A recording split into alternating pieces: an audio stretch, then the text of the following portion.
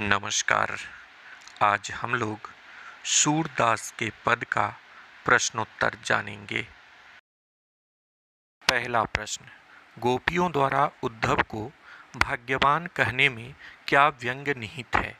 उत्तर है, गोपियां उद्धव पर व्यंग करती है कि तुम्हारे भाग्य की कैसी विडंबना है कि श्री कृष्ण के निकट रहते हुए भी तुम प्रेम से वंचित रहे। श्री कृष्ण के निकट रहकर भी उनके प्रति अनुराग नहीं हुआ। वह तुम जैसा ही भाग्यवान हो सकता है। इस तरह गोपियां उनको भाग्यवान कहकर यही व्यंग करती है कि तुमसे बढ़कर दुर्भाग्य और किसका हो सकता है। उद्धव के व्यवहार की तुलना किस किस से की गई है? उत्तर है कि उद्धव के व्यवहार की पहली तुलना ऐसे कमलपत्र से की गई है जो पानी में रहते हुए भी पानी से गीला नहीं होता। उद्धव की दूसरी तुलना तेल से युक्त ऐसे घड़े से की गई है जो जल में डुबोने पर भी पानी से नहीं भीगता।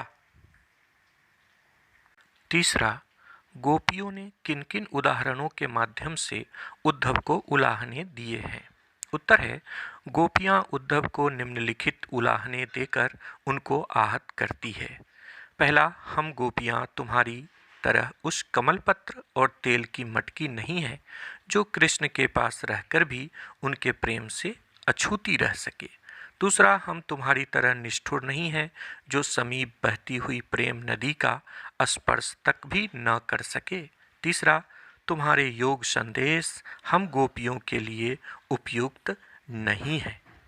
हमने कृष्ण को मन, वचन और कर्म से हारिल की लकड़ी की तरह जकड़ रखा है और हमें योग संदेश कड़वी ककड़ी तथा व्याधि के समान प्रतीत हो रहा है। अगला प्रश्न, मर्यादा न लही के माध्यम से कौन सी मर्यादा न रहने की बात की जा रही है? उत्तर है, गोपियां कह रही थी कि श्री कृष्ण के प्रति उनका प्रेम था और उन्हें पूर्ण विश्वास था कि उनके प्रेम की मर्यादा का निर्वाह कृष्ण की ओर से भी वैसा ही होगा जैसा उनका है। इसके विपरीत कृष्ण ने योग संदेश भेजकर स्पष्ट कर दिया कि उन्होंने प्रेम की मर्यादा को नहीं रखा, जिसके लिए गोपियों ने अपनी सभी मर्यादाओं को छोड़ दिया। उसी ने प्रेम मर्यादा का पालन नहीं किया। अगला प्रश्न, कृष्ण के प्रति अपने अनन्य प्रेम को गोपियों ने किस प्रकार अभिव्यक्त किया है? उत्तर है, गोपियों ने श्री कृष्ण के प्रति अपने अनन्य प्रेम को प्रकट करते हुए कहा कि हमारा कृष्ण के प्रति स्नेह बंधन गुण से चिपकी हुई चींटियों के समान है। कृष्ण तो हमारे लिए हारिल की लकड़ी के समान है। हम गोपियां मन, कर्म, वचन सभी प्रकार से कृष्ण के प्रति समर्पित हैं। हम सोते जागते दिन रात उन्हीं का स्मरण करती हैं।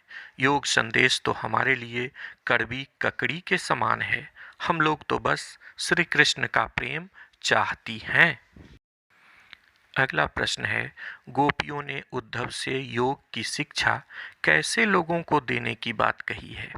उत्तर है कि गोपियों ने योग शिक्षा के बारे में परामर्श देते हुए कहा कि ऐसी शिक्षा उन लोगों को देना उचित है जिनका मन चक्री के समान अस्थिर है, चित्त में चंचलता है और जिनका कृष्ण के प्रति स्नेह बंधन अटूट नहीं है। प्रश्न 8 है, प्रस्तुत पदों के आधार पर गोपियों का योग साधना के प्रति दृष्टिकोण स्पष्ट करें। उत्तर है, गोपियों के अनुसार प्रेम मार्गी साधक के लिए योग की साधना व्याकुलता को और भी बढ़ाने वाली है। इससे प्रेम की मर्यादा का फल नहीं मिल पाता है। जिन लोगों का मन चंचल रहता है उन्हीं के लिए योग साधना की उपयोगिता है। पहले से ही एकाग्रचित्त व्यक्ति के लिए योग साधना अनुपयोगी है। गोपियों के अनुसार राजा का धर्म क्या होना चाहिए? गोपियों के अनुसार राजा का धर्म यह होना चाहिए कि वह प्रजा को कभी भी सताए नहीं और निरंतर उनकी भलाई में लगा रहे। साथ ही वह अपनी प्रजा को अन्याय से छुटकारा भी दिलाएं। प्रश्न संख्या 10, गोपियों को कृष्ण में ऐसे कौन से परिवर्तन दिखाई दिए जिनके कारण वे अपना मन वापस पा लेने की बात कहती हैं? उत्तर है, गोपियों को ऐसा लगा कि श्री कृष्ण के मथुरा चले जाने पर उनके सोच में परिवर्तन हो गया है। वह पहले जैसे न रहकर एक कुशल राजनीतिज्ञ हो गए हैं, जो अब छल प्रपंच का भी सहारा लेने लगे हैं। कृष्ण पहले दूसरों के कल्याण के लिए दौड़ते फिरते रहते थे, परंतु अब वे स्वयं अन्याय करने लगे हैं। वे तो दूसरों को अन्याय से मुक्ति दिलाने वाले हैं। फिर उनमें यह परिवर्तन क्यों? कृष्ण में आए इन्हीं परिवर्तनों को देखकर गोपियां अपना मन वापस पा लेने की बात कहती है।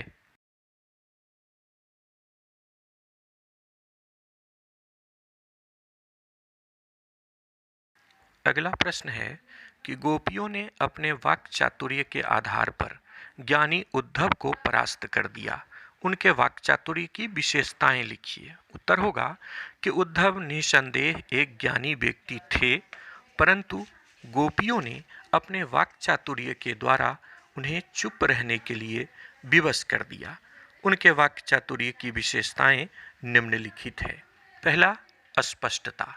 गोपियां अपनी बात को बिना किसी लाग लपेट के स्पष्ट कह देती है।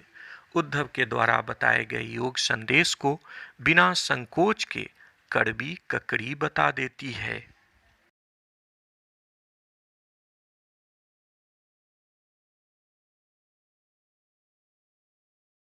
दूसरी विशेषता है व्यंग्यात्मकता। गोपियां व्यंग करने में प्रवीण है। उनकी भाग्यहीनता को भाग्यवान कहकर व्यंग करती है कि तुमसे बढ़कर और कौन भाग्यवान होगा, जो कृष्ण के समीप रहकर उनके अनुराग से वंचित रहे।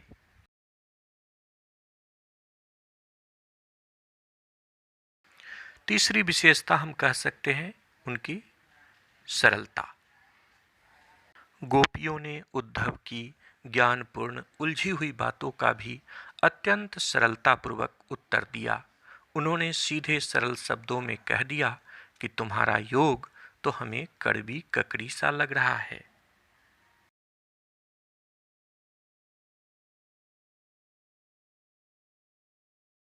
और अंतिम प्रश्न है कि संकलित पदों को ध्यान में रखते हुए सूर के भ्रमर गीत की मुख्य विशेषताएं बताइए।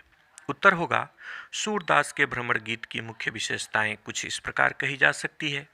पहला, सूरदास के भ्रमर गीत में निर्गुण ब्रह्म का विरोध और सगुण ब्रह्म की सराहना है।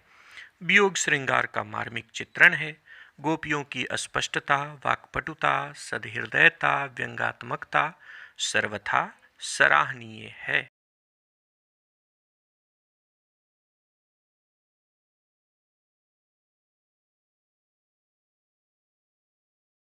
अगली विशेषता, इसमें एक निष्ठ प्रेम का दर्शन है।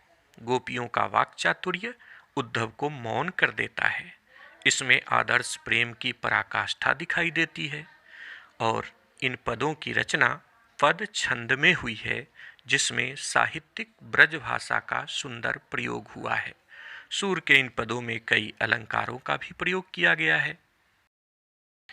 अब आप यहाँ बताए गए उत्तरों के आधार पर अपने शब्दों में इन प्रश्नों के उत्तर लिखेंगे।